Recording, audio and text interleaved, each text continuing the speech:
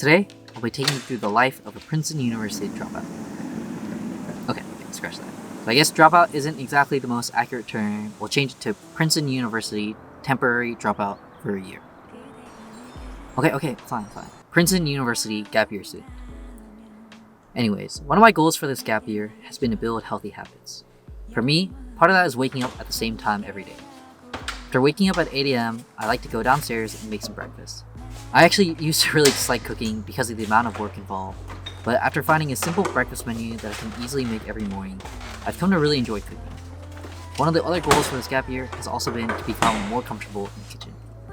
It's a bit funny to think that you go to college for 4 years, eating food for the dining halls, and then poop. You graduate and you expect to not only find a job, a place to live, and adjust to living in a new city, but also know how to cook for yourself. I realized that if I didn't learn how to cook now, I probably wouldn't have as many opportunities later on. As you can see though, I'm still quite a beginner, but eventually I'll be able to crack an egg without getting any shells.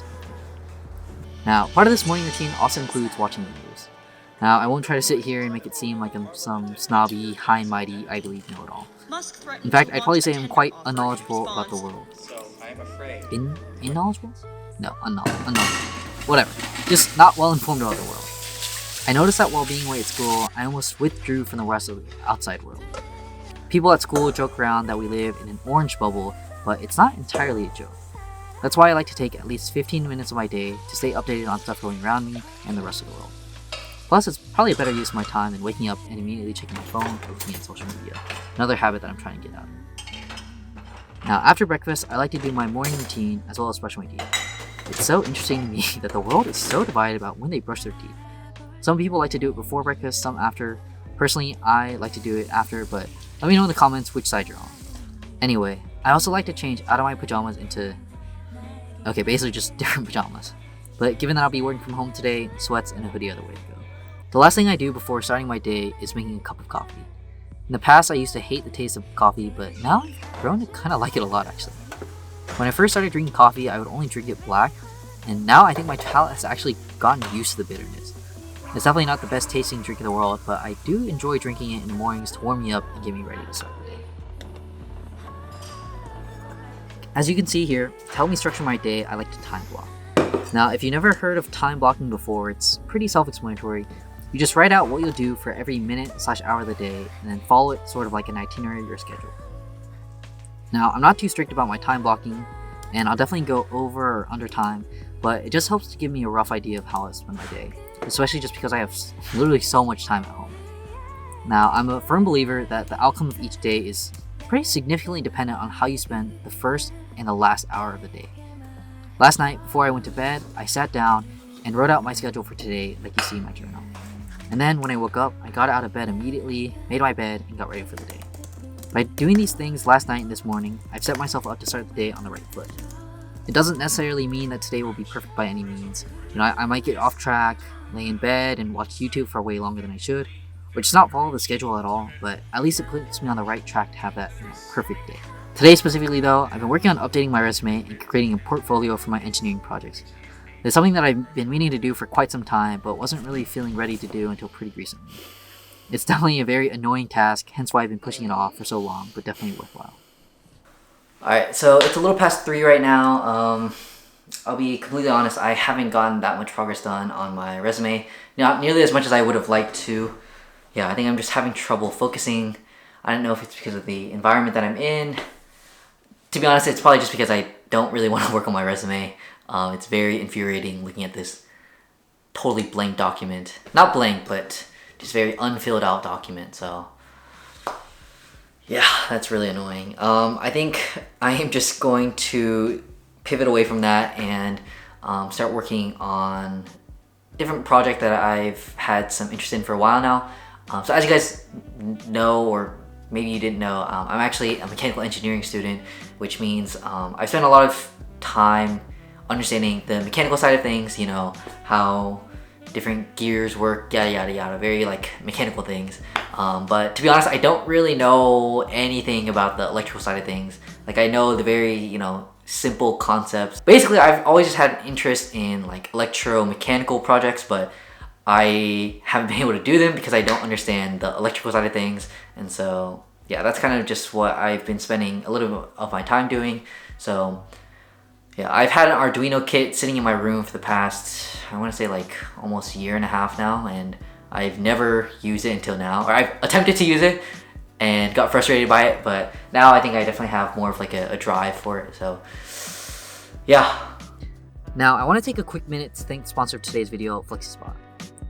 If you've been following the channel for a while now, you know that I've been using the E1 standing desk from FlexiSpot. I decided to switch out the original tabletop for a bit larger one from IKEA, but the frames provide a strong, stable base for the tabletop to rest on. Given that I spend so much time at home working at my desk, having a standing desk has been incredibly helpful. The E1 desk has a keypad that allows you to program 3 custom heights, so I'm able to switch to any position depending on how I'm feeling. It's also really quiet as it goes up, and it's not wobbly at all at its standing height, which is really helpful given that I have my monitor and other peripherals mounted onto the desk. Whether you're someone who likes to sit, squat, stand while you work, or really anything in between, FlexiSpot is a great choice if you're looking to invest in a standing desk. They have some pretty great deals coming up too to celebrate the company's birthday, so definitely check out the link in the description for more information. Now, if you saw my last video, you'll know that I spent some time working on my room setup to allow me to more easily do projects that I'm interested in, whether that be 3D printing, electronics, or anything else. Now, this drawer on wheels has definitely made that a lot easier, and I'm glad I took the time to do it. I feel like when you want to do something creative, one of the most important things is to remove any sources of friction.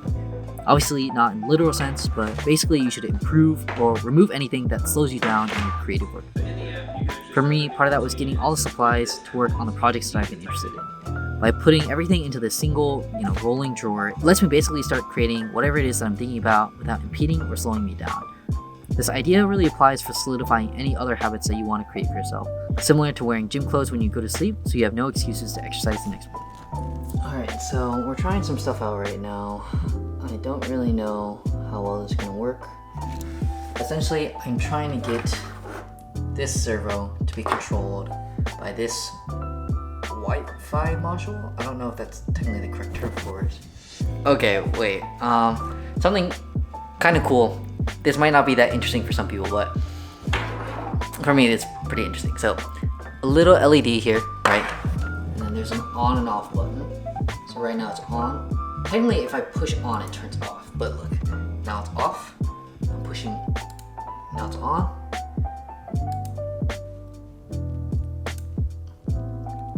Yeah, I mean, that's pretty cool. Yeah. I have done no coding. I've literally just been copy and pasting from GitHubs and praying that things work. But this is a good first step.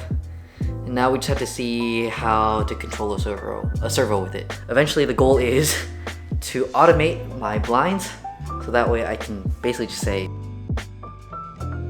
turn on or like open the blinds, and then it'll automatically move the servo, pull it up and down.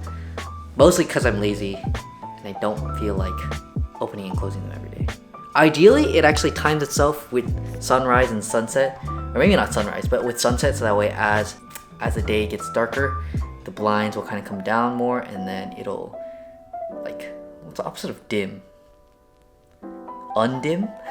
Brighten my Philips Hue lights, so that way they turn on more and more as the sun sets, so that way it's like constant lighting in my room throughout the day. That's like way overkill.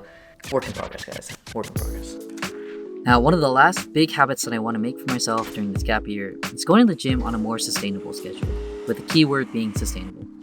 I noticed in the past that when it comes to working out at the gym, I set unrealistic expectations for myself. Definitely very good or high achieving expectations, but not sustainable.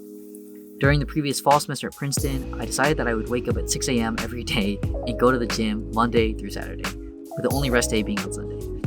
And this schedule actually worked out pretty well for the first few weeks, but soon afterwards, it quickly became unsustainable.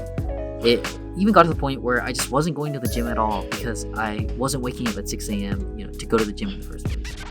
This ended up being more harmful in the end, and looking back on it, it would have made a lot more sense to just, make a less intense, more sustainable schedule, which would lead to overall better physical and mental health.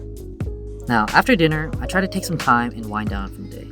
Part of that includes cleaning up my desk space, avoiding screens closer to bedtime, and spending an hour reading every night, right before I sleep. These tasks have actually had a noticeable impact on my mood and mental state the next morning, And I would highly recommend you do the same if you notice that you have trouble either falling asleep at night or waking up in the morning. This is also a prime opportunity to build healthy habits that can continue on into the school year. Habits truly don't form overnight, and it's honestly one of the biggest reasons why I'm on this gap year right now. Not only am I choosing which habits I want to form, I now have the time to fully commit to them so they can solidify and help me return when I go back to being a student, or even when I continue on into the rest. Thanks for watching the video, guys. I hope it was able to provide some sort of value to you all, and I look forward to seeing you on the next one. Peace.